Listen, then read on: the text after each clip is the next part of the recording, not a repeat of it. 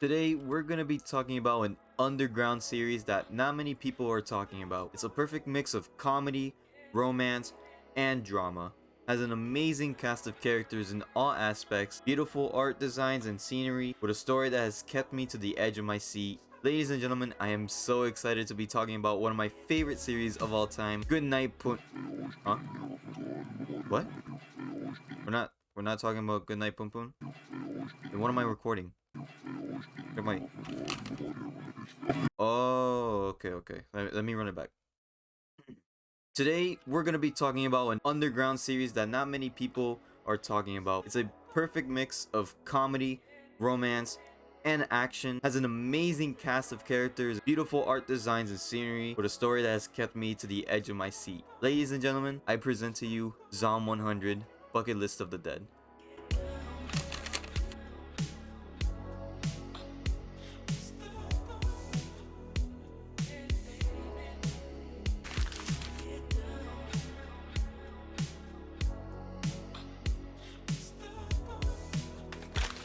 The series is about a man named Akira who's been miserable working at an office job for 3 years. His work schedule is horrible, his boss is horrible, his work crush is fucking the horrible boss, so that also makes her horrible. His whole life is in shambles until a virus spreads throughout the world, causing a zombie apocalypse. Normally, a person would be feeling scared or worried about the state of humanity, but Akira is actually very ecstatic because he doesn't have to go to work anymore. So he makes a 100 things to do before becoming a zombie bucket list, and the whole series is just him filling in things to do and completing them with friends. The idea of the bucket list is a very smart way to get readers invested in what the characters are gonna do. With the added scenario of a zombie apocalypse, you know the things listed will either just be very strategic or even flat out impossible. However, they take it in a more goofy and comedic approach, which I really like. Like, for example, some of the things listed are like getting dreadlocks, wine and dine with flight attendants, or partying at a show club. Some of these seem pretty impossible to do in a zombie apocalypse, like how the fuck are they gonna go to a strip club in a zombie apocalypse? But they do manage to do some of the crazy shit. But I also like how the list isn't just for Akira and his friends to do like crazy stuff, but it also progresses the story along. Like, for example, Drink and Laugh with My Best Bud introduces Kencho, who we'll talk more about later. Become a Superhero and Tell Off My Jerk of a Boss gives a self-discovery arc for Akira. And Go Home and Spend Time with My Parents leads to the series' first real arc. Most of the things listed gives character to the story leading forward, and I believe it's a very smart way to handle it. But with every great story comes great responsibility. No, wrong line.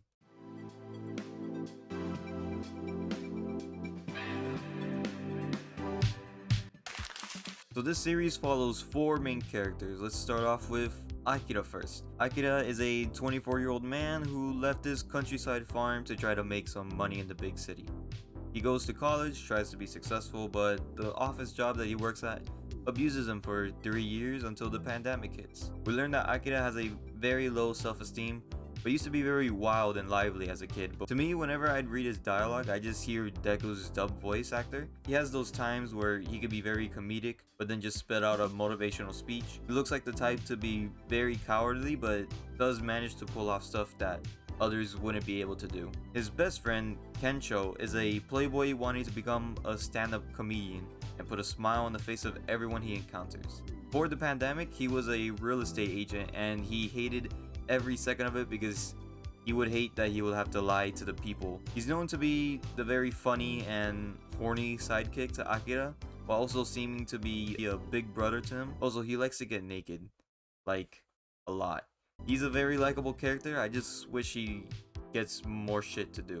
The love interest for Akira is Shizuka. She's a serious survivalist that wouldn't take any risk if it means she gets the best outcome of survival. However, she does change throughout the story to be more laid back and open to the rest of the group, but mainly to Akira.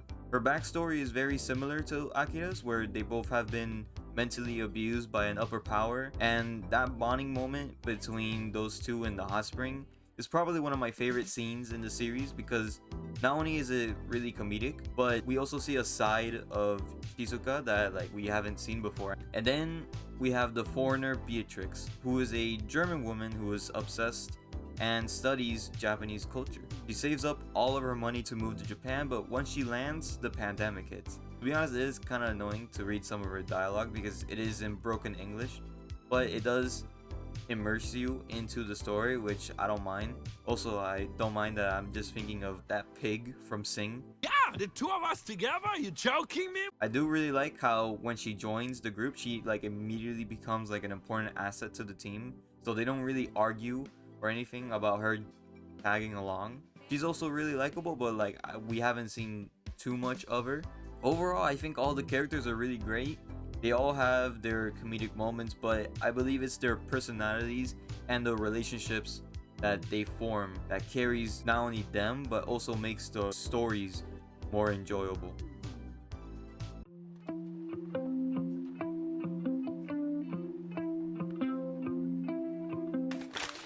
The action in this series is creatively insane.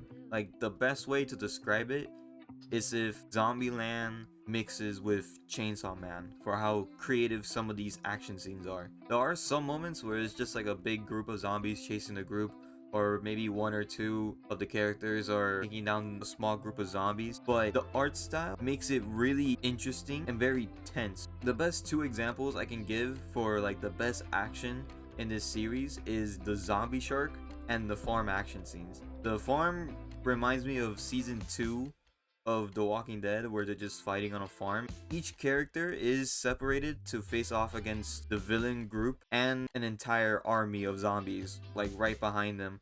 This is the first action scene where there's actual villains, but to be honest, I didn't really find any of them interesting except for like the main kid, the one that has like the most backstory to him. But then you have the insane zombie shark scene. And if you haven't read this part of the series, I definitely recommend it. This action scene is what you get when you mix the wackiness of the Beam and Denji fight scene with more wackiness from Zombieland. And it's followed by like some incredible chilling designs of like the shark. If you haven't guessed it, they have a lot of horror elements in this series. The action is definitely carried by the art and the creativity, and I love it. I want to see more creative action scenes like this.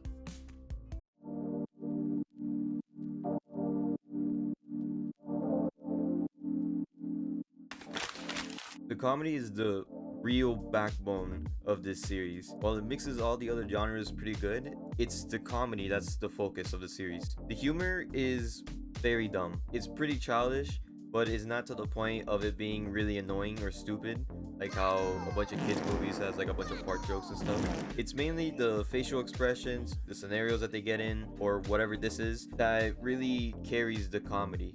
It never made me laugh out loud or wheeze, but it did always bring a smile on my face whenever I'd read some of these jokes. Overall, this series is really good. The series reminds me a lot of the Shaun of the Dead movie in the beginning, and then it just starts adding in more character development and stakes to every adventure they go on. The reason I chose to do this video essay on this series first is because I haven't finished reading Goodnight Pum Pum yet. But also because not many people have heard of this series before, and I think it deserves so much more attention. I mean, like, what else can I say? Like, the characters are great, the story is very funny and adventurous, the action is creative and extremely well drawn. I just don't want it to be ruined by some really big company taking over the rights and making some shitty anime on. What? I'm recording. What's this? Oh shit. Well, thank you guys for watching my first video essay on a manga series.